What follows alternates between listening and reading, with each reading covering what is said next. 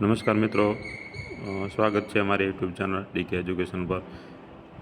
મિત્રો, આજે આપણે આ વિડીયોની અંદર જીએસઆરટીસી દ્વારા જે એસટી ડ્રાઇવરનું જે પરિણામ ગઈકાલે જે પરિણામ જાહેર થયું તે પરિણામ વિશેની સંપૂર્ણ માહિતી જોઈશું। ખાસ તો એ જોઈશું કે ડ્રાઇવિંગ ટેસ્ટ માટે કેટલા સુધી મેરિટ અટકશે, કેટલા માર્ક્સવાળા ઉમેદવારને ડ્રાઇવિંગ ટેસ્ટ આપવા માટેનો ચાન્સ રહેશે, તેના વિશેની સંપૂર્ણ માહિતી જોઈશું। તો ખાસ મિત્રો, વિડીયોની અંદર છેલ્લે સુધી જોડાયા રહેજો, જેથી તમને સંપૂર્ણ માહિતી મળી રહે। વિડીયો સ્ટાર્ટ કરીએ તો ખાસ જોઈએ તો મિત્રો, ગઈકાલે જે પરિણામ જાહેર થયું તે પરિણામની અંદર જેટલા ઉમેદવારો પરીક્ષા આપી હતી બધા જ ઉમેદવારોનું પરિણામ જાહેર કરી દેવામાં આવે છે। ઘણા બધા ઉમેદવારોને માઇનસની અંદર પણ માર્ક્સ આવ્યા છે, ઘણા બધા ઉમેદવારો ઝીરોની અંદર પણ માર્ક્સ મેળવ્યા છે, ઘણા બધા ઉમેદવારોને 40 એટલે 45, 46, 49 સુધી ઘણા બધા ઉમેદવારો પણ માર્ક્સ મેળવ્યા છે। ઘણા બધા સરસ એવા માર્ક્સ 49, 50 જેવા માર્ક્સ મેળવી એમને ડ્રાઇવિંગ ટેસ્ટ માટેનો એમનો તો ફાઇનલ ગણી શકાય, કેમ કે જેમને 40 માર્ક છે તે તો આમ જ ખુલ્લેઆમ તેઓ ડ્રાઇવિંગ ટેસ્ટ માટે એમનું મેરિટની અંદર નામ આવી જશે।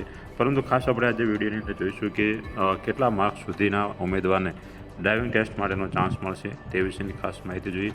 આમ તો જે એસટી ડ્રાઇવરની જે લેખિત પરીક્ષા લેવામાં આવી તેની અંદર ઘણા બધા ઉમેદવારોને એવું કહેવું હતું કે જે લેખિત પરીક્ષાનું પેપર ઘણું બધું હાર્ડ હતું, કે જે ડ્રાઇવિંગનું બેઝ કહેવાય એ પ્રમાણે ઘણો બધો હાઈ લેવલનું પેપર પૂછાણું હતું અને પેપર ઘણા બધા મિત્રોને હાર્ડ પણ પડ્યું હતું। તેના કારણે ઘણા બધા ઉમેદવારોને 2, 5, 10, 12 એવા માર્ક્સ પોતે મેળવ્યા છે। પરંતુ ખાસ આપણે જોઈએ કે કેટલા માર્ક્સ સુધીના ઉમેદવારને ડ્રાઇવિંગ ટેસ્ટ માટેનો ચાન્સ રહેશે। તો ખાસ તે જોઈ લઈએ તે પહેલાં જે ગુજરાત રાજ્ય માર્ગ વાહન વ્યવહાર નિગમ દ્વારા એક નિવિદા પણ જાહેર કરવામાં આવી હતી કે તારીખ 7/6/2024ના રોજ એસટી ડ્રાઇવરના લેખિત પરીક્ષાનું પરિણામ જાહેર કરવામાં આવશે। તો તે મુજબ ગઈકાલે 7/6/2024ના રોજ સાંજના સમયે પરિણામ જાહેર થઈ ગયું છે। હવે ખાસ આપણે જોઈ લઈએ કે કેટલા માર્ક્સ સુધી જે જીએસઆરટીસીનું પરિણામ અટકશે, કેટલા માર્ક્સ સુધીના ઉમેદવાર ડ્રાઇવિંગ ટેસ્ટ લેખિત પરીક્ષા જે ડ્રાઇવિંગ ટેસ્ટ આપી શકશે તે ખાસ આપણે જોઈએ તો જનરલ કેટેગરીના ઉમેદવારોની ખાસ વાત કરવામાં આવે તો જનરલ કેટેગરીના ઉમેદવારો 37 માર્ક્સથી 45 માર્ક્સ સુધી જેમણે માર્ક્સ મેળવ્યા છે તેઓ ડ્રાઇવિંગ ટેસ્ટ આપી શકશે। એટલે આની અંદર ખાસ મિત્રો જોઈએ તો ફિક્સ પરફેક્ટ ન કહી શકાય કે આટલા સુધી માર્ક્સ અટકશે, પરંતુ એક સંભવિત મેરિટ જાહેર કહી શકાય કે 37થી 45 એટલે કે 35થી ઉપર જેમને માર્ક્સ મેળવ્યા છે તેઓ જનરલ કેટેગરીના ઉમેદવારો ડ્રાઇવિંગ ટેસ્ટ આપી શકશે।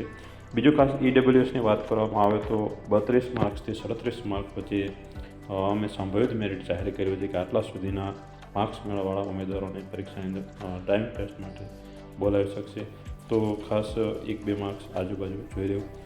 ઓબીસી કેટેગરીના ઉમેદવારોની વાત કરવામાં આવે તો 25 માર્ક્સથી 32 માર્ક્સ સુધીના ઉમેદવારોને ડ્રાઇવિંગ ટેસ્ટ માટે બોલાવી શકશે।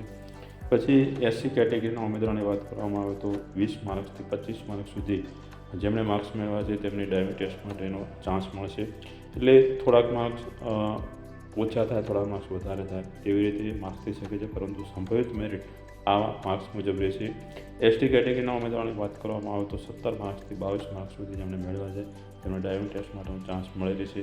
તો આમાં ઉમેદવાર મિત્રો આપણે જે જનરલ કેટેગરીથી કરીને એસટી કેટેગરી સુધીનું જે સંપૂર્ણ સંભવિત મેરિટ લિસ્ટ કહેવાય તે આપણને આ વિડીયોની અંદર જોયું।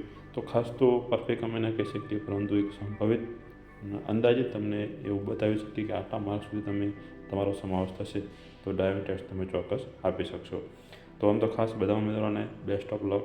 હું તો એવું માનું છું કે બધા જ ઉમેદવારોને ડ્રાઇવિંગ ટેસ્ટ માટેનો ચાન્સ મળે, પરંતુ અમુક મેરિટના ધોરણે જે મેરિટના અધીન ઉમેદવારોને ડ્રાઇવિંગ ટેસ્ટ મળશે તેમને મળે એવી આપણે આશા રાખીએ છીએ।